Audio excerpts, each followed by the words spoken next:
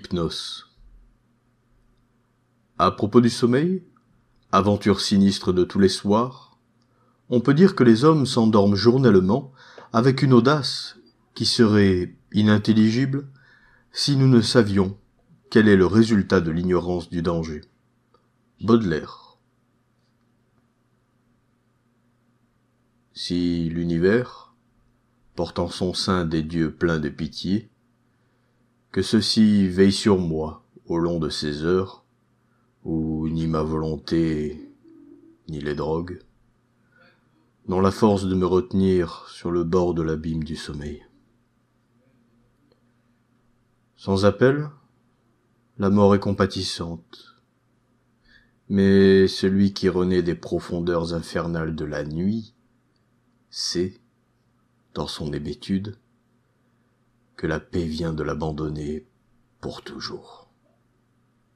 Fou que je fus lorsque je décidai avec frénésie de plonger dans les mystères dont l'homme n'avait encore jamais percé la signification. Fou aussi, mon ami. Fou ou Dieu? Mon seul ami, qui m'entraîna dans cette quête et m'y dépassa, pour finir dans des terreurs qui peuvent encore, un jour ou l'autre, devenir miennes. Nous avons fait connaissance, je m'en souviens, dans une gare de chemin de fer, où il était le point de mire d'une troupe de curieux.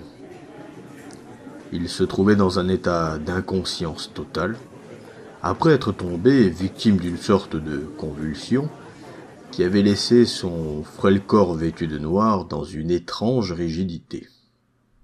Je pense qu'il approchait alors de la quarantaine, car son visage aux joues creuses était marqué de rides profondes, tout en étant d'un ovale pur et d'une indéniable beauté. De plus, quelques touches de gris éclaircissaient son épaisse chevelure ondulée et sa courte barbe drue, qui avait dû, en d'autres temps, être du plus sombre des noirs corbeaux. Il avait le front blanc, comme les marbres de Pintelli, si vaste qu'on eût dit celui d'un dieu. Je pensai aussitôt, dans mon émoi de sculpteur, que cet homme était un faune de la Grèce antique, surgi des fouilles d'un temple en ruine et projeté je ne sais comment dans notre triste monde, pour y subir l'épreuve du froid et l'usure dévastatrice du temps. Lorsqu'il ouvrit ses immenses yeux noirs, je sus à la lumière de son regard profond qu'il serait désormais mon unique ami. Je n'en avais jamais eu jusqu'alors, car je compris que ses yeux avaient pleinement contemplé la grandeur et la terreur des royaumes qui se trouvent au-delà de la conscience commune et de la réalité. De ces royaumes que j'avais chéris en imagination, mais cherchais en vain. Aussi, alors que d'un geste j'écartai la foule, je lui déclarai qu'il lui fallait venir chez moi, car il devait se faire le professeur et le guide de mes recherches en mystère insondable. Il acquiesça d'un simple mouvement de la tête. Plus tard, je découvris dans sa voix la musique des violes profondes et des sphères de cristal. Nous devisions ensemble, jour et nuit, tandis que je sculptais des bustes de lui, ou que je gravais dans l'ivoire des miniatures de son visage, pour en immortaliser les expressions. De nos études, il n'est pas possible de parler, car elles n'avaient de point commun avec nulle autre chose de ce monde, tel qu'il est conçu par l'esprit humain. Elle participait de cet univers sans conscience, obscure entité, plus vaste et plus terrifiant que toute autre chose concevable, qui se trouve au-delà de la matière, du temps, de l'espace, et dont on ne peut appréhender l'existence que dans certaines formes du sommeil.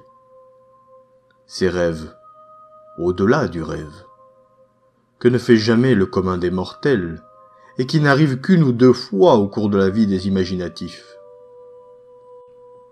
À notre réveil, ce qu'il nous restait de ce cosmos se perdait en nous comme se perd dans l'air ambiant la bulle de savon soufflée par un bouffon. Une fois émise dans l'atmosphère, elle perd contact avec son origine. Les hommes de science s'en doutent peu. Ils ignorent même, pour la plupart, qu'il en est ainsi. Quelques savants ont tenté d'interpréter ces rêves. Les dieux ont ri. Un homme aux yeux d'oriental a déclaré que le temps et l'espace sont relatifs. Les hommes ont ri à leur tour. Mais même celui-là n'avait fait qu'émettre des suppositions. J'ai voulu aller plus loin. J'ai essayé. Mon ami, lui aussi, a essayé. Il a réussi en partie. Puis nous avons fondu nos tentatives et, à l'aide de drogues exotiques, nous avons poursuivi des rêves terribles et interdits à l'intérieur de notre studio au sommet de la tour d'un manoir du comté de Kent. Parmi les douleurs que j'endure à présent, la plus intolérable est mon incapacité à m'exprimer. Ce que j'ai appris et vu au cours de ces heures d'exploration impie ne peut se raconter car aucun langage ne comporte les symboles qui rendraient compte de ces expériences. En effet, du début à la fin, nos découvertes furent exclusivement de l'ordre des sensations. Des sensations sans aucun rapport tangible avec les impressions que le système nerveux humain peut enregistrer. C'étaient bel et bien des sensations, mais elles comportaient des éléments temporels et spatiaux stupéfiants. Des choses qui, au cœur d'elles-mêmes, ne possédaient aucune existence distincte ni définie. Dans le meilleur des cas, le langage humain ne peut transcrire que le caractère général de nos expériences, et ce, en les appelant plongeons ou vol plané. Car à chacune de nos périodes de révélation, une partie de notre esprit s'évadait soudain du réel et du présent pour voler précipitamment vers les abîmes brutaux, obscurs et terrifiants, déchirant parfois quelques obstacles, toujours les mêmes, nuages informes, vapeurs visqueuses. Durant ces vols ténébreux et immatériels, nous étions parfois solitaires et parfois réunis. Lorsque nous partions ensemble, mon ami me précédait toujours de très loin. Je pouvais appréhender sa présence, en dépit de l'amorphisme où nous baignions, car une image de lui me hantait constamment au cours de ces voyages. Flottant dans une lueur dorée, son visage aux joues étrangement pleines et juvéniles, au regard brûlant, au front olympien, aux cheveux sombres et à la barbe naissante.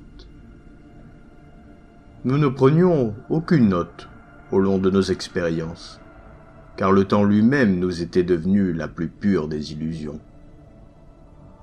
Je sais seulement que quelque chose de bien singulier dut se passer, car nous en arrivâmes à constater, émerveillés, que les marques des ondes n'apparaissaient plus sur nos visages. Nos propos devinrent impies, voire monstrueusement ambitieux. Aucun dieu, aucun démon n'a encore jamais aspiré à remporter les victoires que nous évoquions à voix basse. Je tremble lorsque j'en parle, et je n'ose être explicite. Je dois pourtant à la vérité de dire que mon ami coucha une fois sur le papier le souhait qu'il craignait de formuler de vive voix, ce qui me fit brûler précipitamment la feuille blasphématoire et regarder avec terreur à travers la fenêtre grande ouverte sur le ciel étoilé. Je suppose, c'est seulement une supposition, qu'il avait projeté de soumettre à sa domination le cours de l'univers visible, et plus que cela encore. Il voulait que la terre et les étoiles se déplacent selon ses ordres, et que la destinée de toute chose vivante lui appartienne. J'affirme, j'en fais le serment, que je ne partageais pas ses aspirations. Quoique mon ami ait pu dire ou écrire pour signifier le contraire, cela doit être considéré comme faux, car je ne suis pas homme à risquer l'enjeu de ces sphères innommables qui seuls peuvent garantir le succès accompli de son entreprise. 21 nuits où des vents accourus d'espaces inconnus nous firent tournoyer dans le vide, sans limite au-delà de la pensée du concept. D'affolantes perceptions nous assaillirent. Perceptions de l'infini, qui provoquèrent en nous d'étranges spasmes de joie, bien que, aujourd'hui, je sois incapable à la fois de me souvenir pleinement de ces sensations et de décrire le peu dont je me souviens. Lorsque nous eûmes traversé sans encombre une série d'obstacles gluants, je sentis que nous avions été emportés dans des royaumes infiniment plus lointains que ceux que nous avions connus auparavant. Mon ami avait une large avance sur moi dans cet océan d'azur vierge, et je pus lire une excitation funeste sur l'image. Souvenir de son visage flottant, lumineux, à l'expression trop jeune. Soudain, cette figure devint sombre. Elle disparut rapidement, et je me sentis projeté contre un obstacle que je ne parvins pas à franchir. Semblable aux autres, il était cependant incalculablement plus dense. C'était une masse dure et pour ainsi dire collante, si tant est que de tels termes puissent être appliqués à des qualités analogues dans un monde immatériel. J'étais allé buter contre une barrière que mon ami, lui, avait dépassée sans difficulté. Je me débattais pour aller le rejoindre lorsque l'effet de la drogue que j'avais absorbée parvint à son terme. J'ouvris alors les yeux, et dans le coin du studio qui me faisait face, je vis mon compagnon, pâle, encore inconscient, l'air hagard, et dont les traits marmoréens étaient empreints d'une sauvage beauté sous la lumière vert et or de la lune. Après un bref laps de temps, il bougea. Puisse le ciel m'éviter désormais le spectacle auquel j'assistais alors. Je ne puis vous raconter comment il se mit à hurler, ni quelles visions de l'enfer inconnu étincelèrent en un instant dans ses yeux noirs, écarquillés de terreur. Je peux seulement dire que je perdis connaissance. Je restai évanoui jusqu'à ce qu'il s'éveille lui-même et me secoue, dans son besoin immédiat de trouver quelqu'un pour écarter de son âme ces tourments d'horreur et de désolation. Ce fut la fin de nos recherches volontaires dans les cavernes du rêve. Terrorisé, écrasé, tremblant et grave, mon ami, qui avait franchi la barrière, me dit qu'il ne nous faudrait plus désormais nous aventurer dans ces royaumes. Il n'avait pas le courage de me décrire ce qu'il avait vu, mais il déclara en toute connaissance de cause que nous devions dormir le moins possible, même si nous devions user de médicaments pour nous tenir éveillés. Il avait parfaitement raison, et je connus bientôt l'indicible peur qui se mit à m'envahir chaque fois que je glissais dans l'inconscience. Au sortir de ces assoupissements inévitables et de courte durée, je paraissais toujours plus vieux, tandis que mon ami, lui aussi, vieillissait de façon inquiétante. Il est horrible, pour un homme de suivre les rides qui se forment sur son propre visage, et de constater que ses cheveux blanchissent à vue d'œil. Nous changeâmes notre mode de vie. Jusqu'alors, mon ami, qui ne me confia jamais ni son nom ni ses origines, avait vécu en reclus. Il se mit soudain à abhorrer notre solitude. La nuit, il refusait de rester seul, et la compagnie de quelques personnes ne suffisait pas à le calmer. Seule une foule nombreuse et joyeuse pouvait l'apaiser. Aussi en arrivâmes-nous à hanter les groupes de jeunes. Là, si notre apparence et notre âge nous attiraient des colibés, ils étaient pour mon ami moindre souffrance que la solitude. Il avait tout particulièrement peur de se trouver dehors, quand les étoiles se mettaient à briller, et il se mettait alors à lancer d'inquiets regards vers le ciel, comme s'il y cherchait la trace d'une chose monstrueuse. Il ne fixait pas toujours le même endroit du firmament. La direction de son regard changeait avec les heures et les saisons. Au printemps, son regard se tournait vers le nord-est. En été, presque au-dessus de nos têtes. En automne, vers le nord-ouest, et en hiver vers l'est, seulement au petit matin. Les soirs de plein été le plongeaient dans une terreur sans nom. Au bout de 2 ans, je finis par comprendre que ces peurs devaient se rapporter à quelque chose de précis. J'en déduisis qu'il fixait sur la voûte céleste une tache qui changeait de place selon les saisons. Et je découvris que cette région du ciel était celle de la constellation Corona Borealis. Nous avions loué un studio à Londres. Nous ne nous séparions pas un seul instant, mais nous ne parlions jamais de ce temps où, ensemble, nous avions tenté de connaître les mystères de l'au-delà. Nous étions plus vieux, usés par les stupéfiants, par notre constante tension nerveuse et par notre vie d'ancienne débauche. La calvitie n'avait point épargné mon ami. Sa barbe et le peu de cheveux qui lui restaient étaient devenus blancs comme neige. Nous avions remporté une étonnante victoire sur le sommeil, puisque nous dormions à peine 1 heure ou 2 par nuit. Puis vint un mois de janvier plein de brouillards et de pluie. Nous n'avions plus d'argent pour acheter de la drogue. J'avais vendu toutes mes statues et mes miniatures, et je n'avais plus la force de travailler le marbre et l'ivoire. En eussé-je eu l'énergie, qu'elle fût du reste restée sans écho, car le goût de donner forme à la matière m'avait abandonné. Nous avons terriblement souffert. Une nuit, mon ami sombra dans un étrange sommeil. Il émettait une sorte de râle profond, et il me fut impossible, des heures durant, de le réveiller. La scène est restée gravée en mon souvenir, dans tous ses détails. Notre mansarde obscure sous les toits battus par la pluie, le tic-tac de notre pendule et celui plus faible de nos montres bracelets sur la table de nuit, le claquement d'un volet de l'immeuble, au loin les rumeurs de la ville assourdies par la pluie et le brouillard,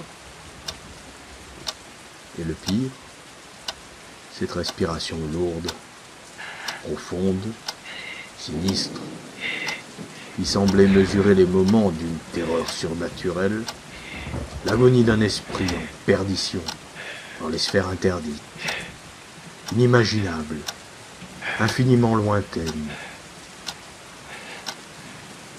À mesure que je veillais mon ami, la tension monta en moi, et je fus assailli d'une foule d'images mentales. J'entendis une horloge sonner quelque part, ce n'était pas la nôtre, car elle n'avait pas de carillon, et ma rêverie morbide s'y alimenta. Horloge, temps, espace, infini. Puis mon esprit réintégra notre demeure. Au-dessus du toit, du brouillard, de la pluie et de l'atmosphère elle-même, Corona Borealis s'éleva au nord-est. La constellation que mon ami avait semblé redouter, et dont le demi-cercle d'étoiles devait déjà, invisible à nos yeux, inonder de sa lumière rougeoyante les abîmes infinis de la ville. Soudain, mes oreilles sensibilisées perçurent un bruit nouveau. bourdonnement lent et insistant venu des lointains. Clameur monotone et moqueuse. L'appel venait du nord-est. Et ce n'est pas cette plainte lointaine qui m'ôta toute initiative, et laissa dans mon âme de telles marques d'effroi que je ne les oublierai jamais.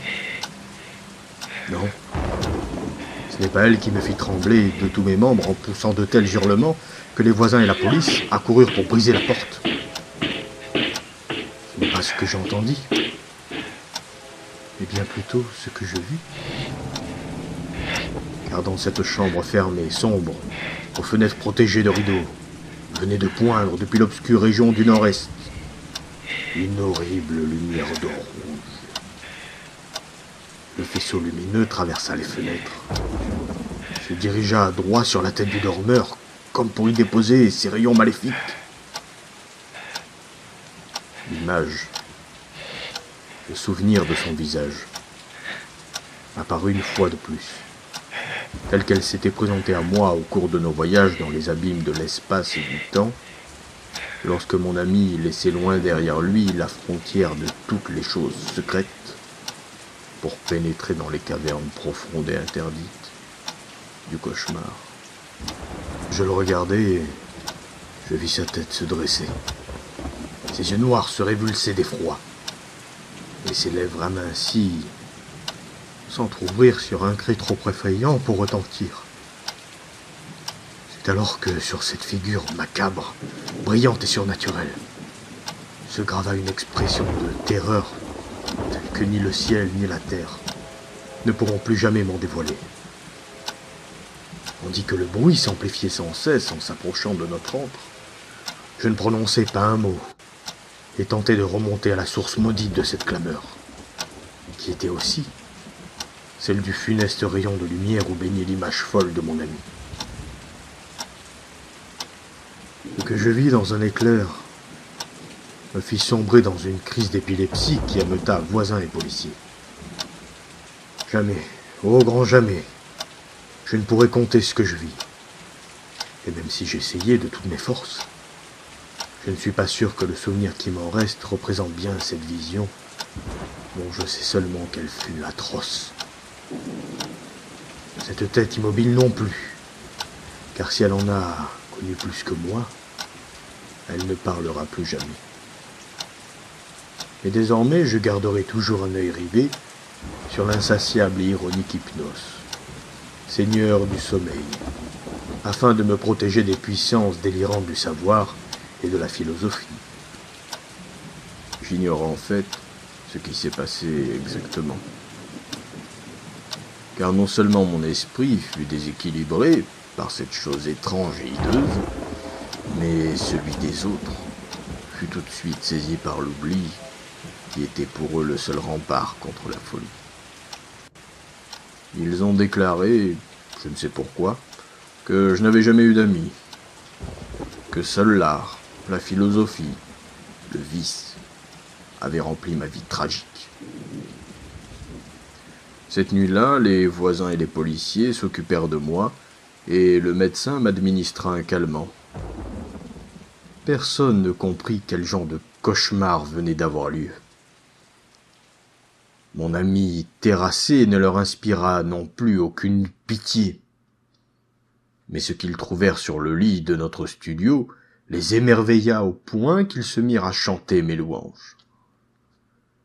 Maintenant, j'ai une réputation que je ne mérite pas, que je méprise même, tandis que je reste assis des heures durant, désespéré. Je suis chauve aujourd'hui, ratatiné, ma barbe est devenue grise. Je me sens paralysé. Les drogues ont fini par me désaxer, me briser. Le temps qu'il me reste à vivre, je le consacre à l'adoration et à la contemplation de l'objet découvert. Il se refuse à croire que j'ai vendu la dernière de mes œuvres et regarde avec extase cette chose muette que m'a légué le rayon de lumière.